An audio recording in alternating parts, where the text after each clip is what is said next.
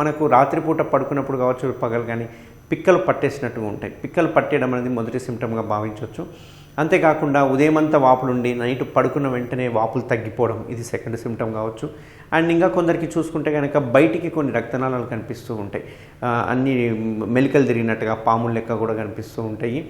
అంతేకాకుండా కాలు మెల్లగా యాంకిల్ లోపల సైడు యాంకిల్ పైన నల్లగా అయిపోవడము, కలర్ చేంజ్ అవ్వడము, షైనీగా అయిపోవడము, చర్మం కూడా స్మూత్ అయిపోవడము, అక్కడ ఎంట్రుకలు మెల్లమెల్లగా ఎంట్రుకలు ఊడిపోయి మళ్ళీ ఎంట్రుకలు పెరగకపోవడము, దురదలు పెట్టడం, ఇట్లాంటివన్నీ వారికోస్ వెయిన్ సిమ్టమ్స్. లాస్ట్కి చూసుకుంటే కనుక మనం సీప్ క్లాసిఫికేషన్ అంటుంటాము. దాని ప్రకారం చూసుకుంటే లాస్ట్కి చూసుకుంటే అల్సర్ కూడా ఫామ్ అయిపోతుంటుంది.